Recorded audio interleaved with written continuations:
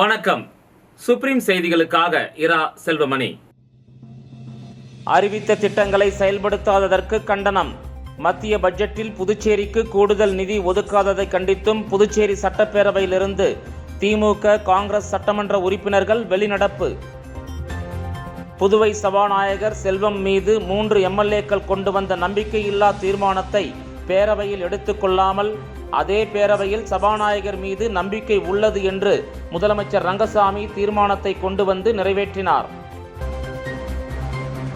புதுச்சேரியில் புதிய மதுபான தொழிற்சாலைகளுக்கு எதிர்ப்பு. ஆளுங்கட்சி பாஜக மற்றும் ஆதரவு சுயேட்சை எம்எல்ஏக்கள் சட்டப்பேரவை வாயில் முன்பு அமர்ந்து தர்ணா போராட்டம். இனி விரிவான செய்திகள். புதுச்சேரியில் அறிவித்த திட்டங்களை செயல்படுத்தாததை கண்டித்தும் மத்திய பட்ஜெட்டில் புதுச்சேரிக்கு கூடுதல் நிதி ஒதுக்காததை கண்டித்தும் புதுச்சேரி சட்டப்பேரவையிலிருந்து திமுக, காங்கிரஸ் சட்டமன்ற உறுப்பினர்கள் வெளிநடப்பு செய்தனர். புதுச்சேரி சட்டசபை இன்று காலை 9:30 மணிக்கு கூடியது. சபை தொடங்கியவுடன் சபாநாயகர் செல்வம் குரல் வாசித்து சபை நிகழ்வுகளை தொடங்கி வைத்தார். தொடர்ந்து நடைபெற்ற சபை நிகழ்வுகளில் பங்கேற்ற திமுக மற்றும் காங்கிரஸ் சட்டமன்ற உறுப்பினர்கள் இந்த ஆட்சியில் கடந்த 4 வருடமாக அறிவிக்கப்பட்ட பல்வேறு திட்டங்கள் செயல்படுத்தப்படவில்லை என்று குற்றஞ்சாட்டினர். செயல்படுத்தப்பட்டு வந்த திட்டங்கள் முடக்கப்பட்டுள்ளது என்றும் மத்திய பட்ஜெட்டில் புதுச்சேரி புறக்கணிக்கப்பட்டிருப்பதாக குற்றஞ்சாட்டி பேரவையிலிருந்து எதிர்க்கட்சித் தலைவர் எம்எல்ஏ சிவா தலைமையில் திமுக மற்றும் காங்கிரஸ் சட்டமன்ற உறுப்பினர்கள் வெளிநடப்பு செய்தனர்.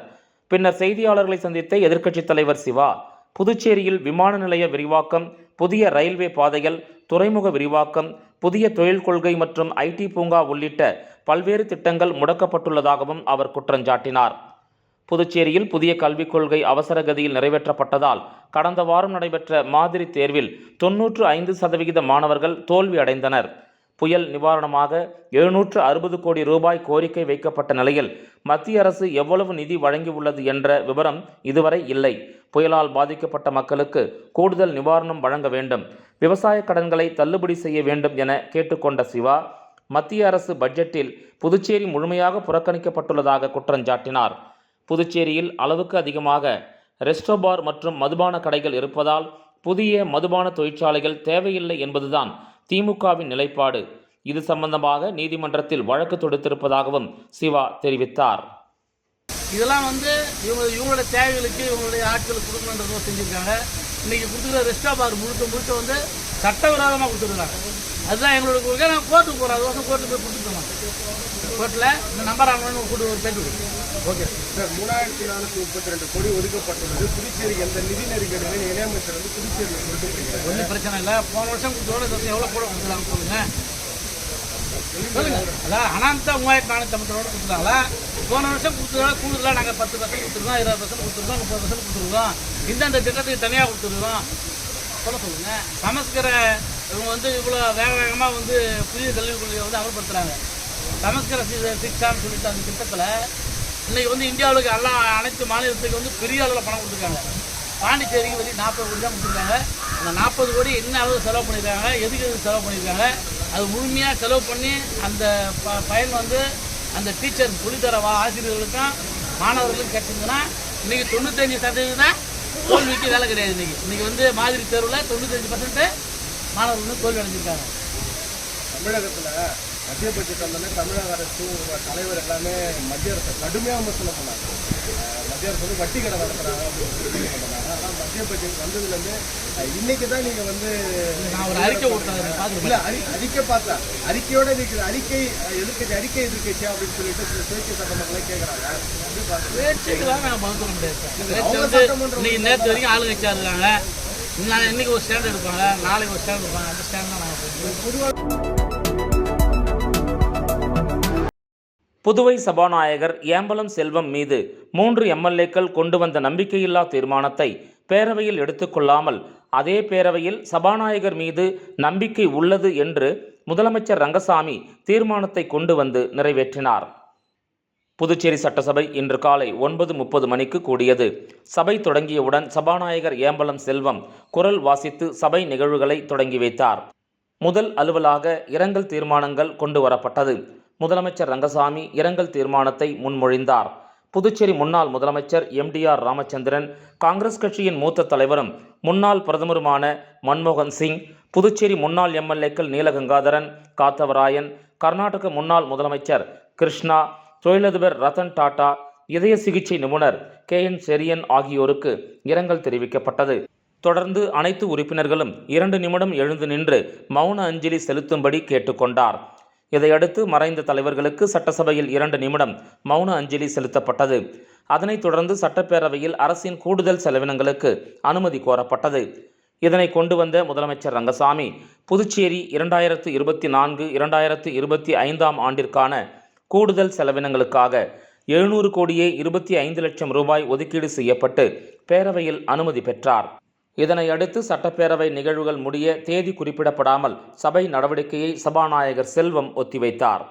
இதனிடையே புதுச்சேரி சட்டமன்ற பேரவைத் தலைவர் மீது நம்பிக்கை உள்ளது என்று முதலமைச்சர் தீர்மானத்தை கொண்டு வந்தார். அந்த தீர்மானம் குரல் வாக்கெடுப்பு மூலம் நிறைவேற்றப்பட்டது. ஏற்கனவே சபாநாயகர் மீது சுயேட்சை சட்டமன்ற உறுப்பினர்கள் நேரு, அங்காளன், சிவசங்கரன் ஆகியோர் நம்பிக்கையில்லாத தீர்மானம் கொண்டு வந்த நிலையில் அதை பேரவையில் எடுத்துக்கொள்ளாமல் முதலமைச்சர் ரங்கசாமி சபாநாயகர் மீது நம்பிக்கை உள்ளது என தீர்மானத்தை கொண்டு வந்து நிறைவேற்றினார் என்பது குறிப்பிடத்தக்கது.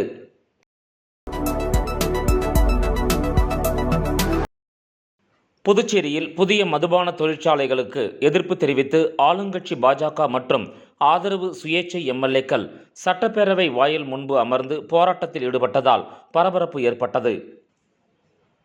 புதுச்சேரியின் 15வது சட்டப்பேரவை 5வது கூட்டத்தொடரில் 2ஆம் பகுதி இன்று காலை 9:30 மணிக்கு தொடங்கியது. கூட்டத்தொடரில் பங்கேற்பதற்காக வருகை புரிந்த ஆளுங்கட்சியின் ஆதரவு பாஜக சட்டமன்ற உறுப்பினர்கள் ஜான்குமார், கல்யாணசுந்தரம், ரிச்சர்ட் மற்றும் பிஜேபி ஆதரவு சட்டமன்ற உறுப்பினர்களான சிவசங்கரன், அங்காளன், கொல்லப்பள்ளி அசோக் ஆகிய 6 பேரும் திடீரென சட்டமன்றத்தின் படிக்கட்டுகளில் அமர்ந்து தர்ணா போராட்டத்தில் ஈடுபட்டனர். புதுச்சேரியில் மக்களுக்கு எதிராக கொண்டு வரப்பட உள்ள புதிய மதுபான தொழிற்சாலை திட்டத்தை முழுமையாக ரத்து செய்ய வேண்டும் என வலியுறுத்தி கண்டன கோஷங்களையும் எழுப்பினர். வேண்டாம் வேண்டாம் மதுபான தொழிற்சாலை வேண்டாம், வேண்டாம் வேண்டாம் மதுபான தொழிற்சாலை வேண்டாம், புதுவை மக்களை பாதிக்கின்ற மதுபான தொழிற்சாலை வேண்டாம், புதுவை மக்களை பாதிக்கின்ற மதுபான தொழிற்சாலை வேண்டாம், வேண்டாம் வேண்டாம் வேண்டாம் வேண்டாம் மதுபான தொழிற்சாலை வேண்டாம். தொடர்ந்து செய்தியாளர்களை சந்தித்த அவர்கள், புதுச்சேரியில் மக்களை பாதிக்கின்ற வகையில் கொண்டு வரப்பட உள்ள புதிய மதுபான திட்டத்தை முழுமையாக ரத்து செய்யப்பட வேண்டும். இதனை வலியுறுத்தி முதலமைச்சர், கவர்னர் ஆகியோருக்கும் மனு அளித்தோம். ஆனாலும் அரசு அந்த திட்டத்தை செயல்படுத்த முனைப்புடன் செயல்பட்டு வருகிறது என்று குற்றஞ்சாட்டினர். மேலும் பெஞ்சல் புயலால் கடுமையாக பாதிக்கப்பட்ட மக்களுக்கு கூடுதலாக நிவாரணம் வழங்க வேண்டும் என்றும், கண் துடைப்பிற்காக சட்டமன்ற கூட்டத்தொடரை கூட்டாமல் குறைந்தபட்சம் 10 நாட்களுக்கு நடத்தப்பட வேண்டும். ஸ்மார்ட் சிட்டி திட்டத்தின் கீழ் புதியதாக கட்டப்பட்டுள்ள புதிய பேருந்து நிலையத்திற்கு பிரதமர் நரேந்திர மோடியின் பெயரை வைக்க வேண்டும் எனவும் அவர்கள் கோரிக்கை விடுத்தனர். 10 நாள் மினிமம் ஒரு சட்டமன்ற குழுக்கால கொடுத்தது ஒரு 10 நாள் நடத்தணும். இந்த ஓட்டர் அக்கௌண்ட் பாஸ் பண்ணாமல் நீங்கள் செலவு பண்ணிட்டு மக்களுடைய வரி பணத்தை நீங்கள் யாருக்கு செலவு பண்ணுறீங்க? நீங்கள் செலவு பண்ணிட்டு எங்களை ஓட்டர் அக்கௌண்ட் பாஸ் பண்ணீங்கன்னா என்ன அர்த்தம்? எங்கள் செலவுகளுக்காக இன்றைக்கி கூட்டிக்கிறீங்க. அதனால் இதெல்லாம் வருங்காலத்தில் இன்னொன்று, நம்ம பாரத பிரதமர் நரேந்திர மோடி அவர்கள் ஸ்மார்ட் திட்டத்தின் மூலம் பல ஆயிரம் கோடி கொடுத்துருக்கிறாரு. ஆனால் அப்படி இருக்க பஸ் ஸ்டாண்டை பொருளுமிக்கு பக்கத்தில் அந்த பஸ் ஸ்டாண்டுக்கு நரேந்திர மோடிஜி பேர் வைக்கணும்னு சொல்லிட்டு நாங்கள் அத்தனை பேரும் வலியுறுத்துகிறோம். தொடர்ந்து சட்டமன்ற உறுப்பினர்கள் 6 பேரும் மீண்டும் சட்டசபை கூட்டத்தில் கலந்து கொள்ள சட்டசபை உள்ளே கோஷங்களை எழுப்பியவாறு சென்று கூட்டத்திலும் பங்கேற்றனர். வேண்டாம் வேண்டாம் வேண்டாம் வேண்டாம் மதுபான தொழிற்சாலை வேண்டாம், மதுபான தொழிற்சாலை வேண்டாம் வேண்டாம். கடந்த சில மாதங்களாக ஜோஸ் சார்லஸ் மார்டின் அணியாக தர்ணாவில் ஈடுபட்ட 6 சட்டமன்ற உறுப்பினர்களும் செயல்பட்டு வருகிறார்கள் என்பது குறிப்பிடத்தக்கது.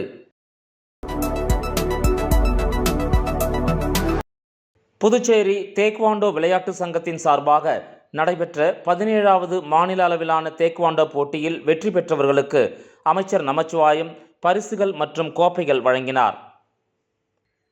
புதுச்சேரி தேக்வாண்டோ விளையாட்டு சங்கத்தின் சார்பாக 17வது மாநில அளவிலான தேக்வாண்டோ போட்டிகள் பிப்ரவரி 8 மற்றும் 9 ஆகிய தேதிகளில் லாஸ்பேட்டை பல்நோக்கு உள் விளையாட்டு அரங்கத்தில் சிறப்பாக நடைபெற்றது.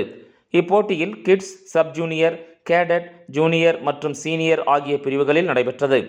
இப்போட்டியில் வெற்றி பெற்ற வீரர்களுக்கு தங்கம், வெள்ளி மற்றும் வெண்கலப் பதக்கம் மற்றும் தகுதி சான்றிதழ் வழங்கும் நிகழ்ச்சி ஞாயிற்றுக்கிழமை மாலை நடைபெற்றது.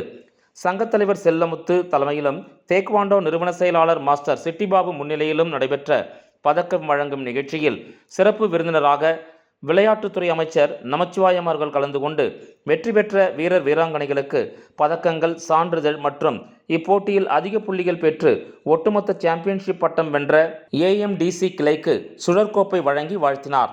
இந்த நிகழ்ச்சியின் போது முன்னாள் நகரமன்ற உறுப்பினர் செல்வகணபதி, சங்க துணைத் தலைவர் கதிரவன், கல்வித்துறை அதிகாரி நடராஜ், வழக்கறிஞர் கோமுகி, காவல்துறை அதிகாரி சரவணன், சங்க பொருளாளர் ஆனந்த் மற்றும் கிளை செயலாளர்கள் பிரபாகரன், தினேஷ், சங்கர், பாண்டியராஜ், சதீஷ்குமார் ஆகியோர் உடனிருந்தனர். இந்நிகழ்ச்சியில் பவுலின் வரவேற்புரையும் கிளை செயலாளர் ராஜ்மோகன் நன்றியுரையும் வழங்கினர். குறுகி போட்டியில் முதலிடத்தை பிடித்த AMDCக்கும் 2ஆம் இடத்தை பிடித்த KDMSக்கும், பூம்சே போட்டியில் முதலிடம் பிடித்த AMDC அணிக்கும் 2வது இடம் பிடித்த WDCக்கும் கோப்பைகளை வழங்கி அமைச்சர் வாழ்த்தினார். இப்போட்டியில் புதுச்சேரி, காரைக்கால், மாஹே மற்றும் ஏனாம் பகுதிகளைச் சேர்ந்த வீரர் மற்றும் வீராங்கனைகள் சுமார் 800 பேர் கலந்து கொண்டனர்.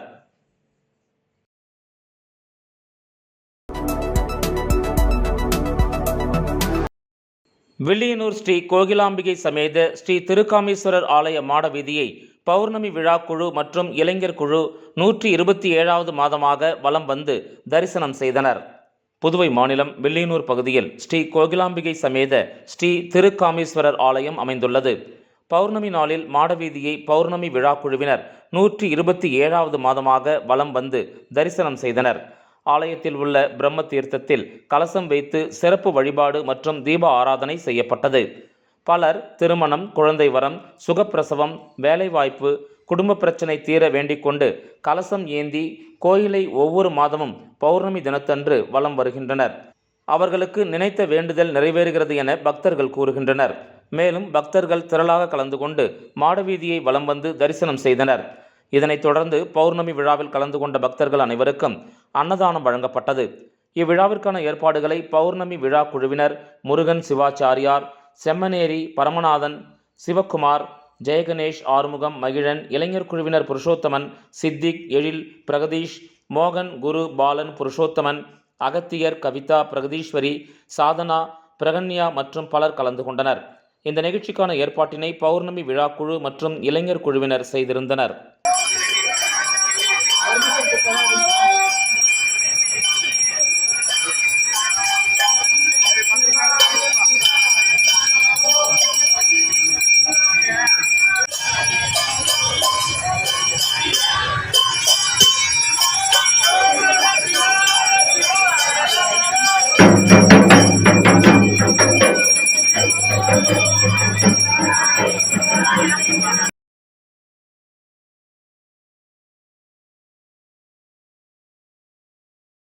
விளம்பர இடைவேளைக்கு பிறகு செய்திகள் தொடரும். தேங்க்யூ. பாருப்பா, பத்மா கை நிறைய புதுசா வளையல் போட்டிருக்கா. அத நீங்க எப்ப பாத்தீங்க? கோயிலுக்கு போனப்ப பார்த்தேன். அப்போ கோவிலுக்கு போனது சாமியை கும்பிட இல்ல. ஏன்பா, ஏன் முன்னாடி வந்து நின்னு சாமி கும்பிட்டா நான் பார்க்க மாட்டேனா? எனக்கும் வேணும் புது வளையல். இப்ப தங்கத்தோட விலை என்னன்னு தெரியுமா? பாரு, ஜோஸ் ஆலுகாஸ்ல இப்போ ஒரு புது ஆஃபர் இருக்கு. தங்க நகைகளின் சேதாரத்தில் பிளாட் 50% தள்ளுபடி. புரிஞ்சுதா? குட். அப்படின்னா ஜோஸ் ஆலுகாஸ் போலாமா? செய்திகள் தொடர்கின்றன. சர்வதேச அளவிலான கிக் பாக்ஸிங் போட்டியில் வெற்றி பெற்றவர்கள் புதுச்சேரி முதலமைச்சர் ரங்கசாமியை நேரில் சந்தித்து வாழ்த்து பெற்றனர். சர்வதேச அளவிலான கிக் பாக்ஸிங் போட்டிகள் புதுதில்லியில் உள்ள இந்திரா காந்தி சர்வதேச உள் விளையாட்டு அரங்கத்தில் கடந்த 1/2/2025 முதல் 5/2/2025 வரை நடைபெற்றது. சர்வதேச அளவில் 7 நாடுகளைச் சேர்ந்த 37 அணிகள் இப்போட்டியில் கலந்து கொண்டன. இதில் புதுச்சேரி மாநிலத்தில் இருந்து எலைட் கிக் பாக்ஸிங் அகாடமி சார்பில் 7 வீரர்கள் உட்பட 10 வீரர்கள் கலந்து கொண்டனர். இப்போட்டியில் புதுச்சேரி மாணவன் செல்வன் ஆதேஷ் 28 கிலோ எடைப்பிரிவில் வெள்ளிப் பதக்கமும், செல்வன் ஹேமந்த் 32 கிலோ எடைப்பிரிவில் வெண்கலப் பதக்கமும், செல்வன் பவித்ரன் 37 கிலோ எடைப்பிரிவில் வெண்கலப் பதக்கமும், செல்வன் மௌசின் 32 கிலோ எடைப்பிரிவில் வெள்ளிப் பதக்கமும், செல்வன் லோகேஷ் 37 கிலோ எடைப்பிரிவில் தங்கப்பதக்கமும், செல்வன் முகேஷ் 42 கிலோ எடைப்பிரிவில் தங்கப்பதக்கமும், செல்வன் கௌஷிக் 47 கிலோ எடைப்பிரிவில் தங்கப்பதக்கமும் வென்றனர். வெற்றி பெற்று இன்று புதுச்சேரி திரும்பிய அவர்கள் புதுச்சேரி ரயில் நிலையத்திலிருந்து நேரடியாக புதுச்சேரி சட்டப்பேரவைக்கு வந்து முதலமைச்சர் ரங்கசாமி அவர்களை நேரில் சந்தித்து தாங்கள் பெற்ற கோப்பைகள் மற்றும் பதக்கங்களை காண்பித்து வாழ்த்து பெற்றனர். சட்டப்பேரவைத் தலைவர் செல்வம், அணியின் மேலாளர் ராஜமாணிக்கம், குப்புசாமி, அணியின் தேசிய நடுவர் கிருஷ்ணராஜ், பயிற்சியாளர்கள் தினேஷ், வினோத் மற்றும் பெற்றோர்கள் இச்சந்திப்பின் போது உடனிருந்தனர்.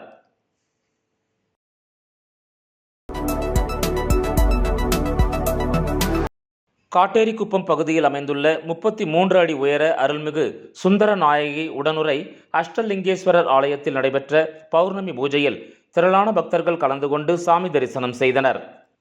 புதுச்சேரி மாநிலம் மண்ணாடிப்பேட்டு கொம்யூன் காட்டேரிக்குப்பம் பகுதியில் அமைந்துள்ள 33 அடி உயர அருள்மிகு சுந்தர நாயகி உடனுரை அஷ்டலிங்கேஸ்வரர் திருக்கோயிலில் பௌர்ணமி பூஜை நடைபெற்றது.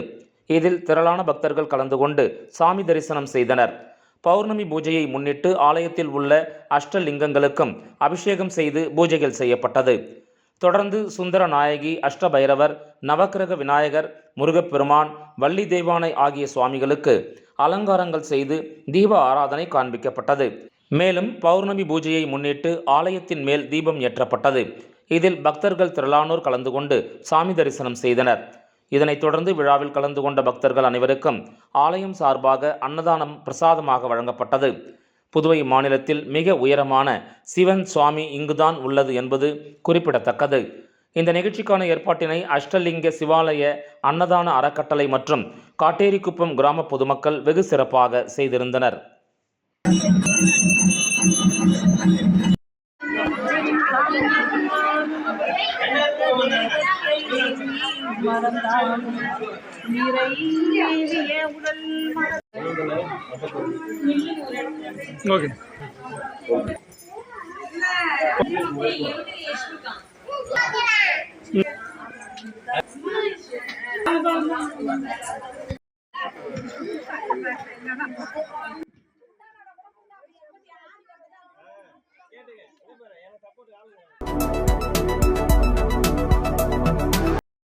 நெட்டப்பாக்கம் சீனிவாசா நகர் குடியிருப்பு பகுதியில் கழிவுநீர் புகுந்ததை கண்டித்தும் நடவடிக்கை எடுக்காத தொகுதி எம்எல்ஏவை கண்டித்தும் அப்பகுதி மக்கள் சாலை மறியல் போராட்டத்தில் ஈடுபட்டனர். புதுவை மாநிலம் நெட்டப்பாக்கம் அருகில் அமைந்துள்ள சீனிவாசா நகர் பகுதியில் 50க்கும் மேற்பட்ட குடும்பங்கள் வசித்து வருகின்றன. கரியமாணிக்கம் தவளக்குப்பம் செல்லும் சாலையில் செல்லும் சாக்கடை நீர் அருகில் உள்ள சீனிவாசன் நகர் குடியிருப்பு பகுதியில் செல்கின்றது.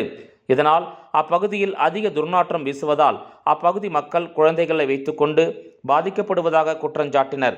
இதுகுறித்து தொகுதி எம்எல்ஏ ராஜவேலுவிடம் பலமுறை புகார் அளித்தும் நடவடிக்கை எடுக்கவில்லை என்று கூறி இன்று காலை 9 மணி அளவில் கரியமாணிக்கம் தவளக்குப்பம் செல்லும் சாலையில் மறியல் போராட்டத்தில் ஈடுபட்டனர். இதுகுறித்து தகவல் அறிந்த நெட்டப்பாக்கம் போலீசார் பொதுமக்களிடம் பேச்சுவார்த்தையில் ஈடுபட்டார்.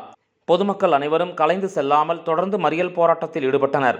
நெட்டப்பாக்கம் உதவி ஆய்வாளர் வீரபத்திரன் நெட்டப்பாக்கம் கொம்யூன் பஞ்சாயத்து ஆணையர் மற்றும் பொதுப்பணித்துறை அதிகாரிகளை தொடர்பு கொண்டு பேசினார். கூடிய விரைவில் நடவடிக்கை எடுப்பதாக அதிகாரிகள் தெரிவித்ததை தொடர்ந்து பொதுமக்கள் அனைவரும் கலைந்து சென்றனர். மறியல் போராட்டம் காரணமாக சுமார் 1 மணி நேரத்திற்கு மேலாக போக்குவரத்து பாதிக்கப்பட்டது. மீண்டும் முதன்மை செய்திகள். அறிவித்த திட்டங்களை செயல்படுத்தாததற்கு கண்டனம்.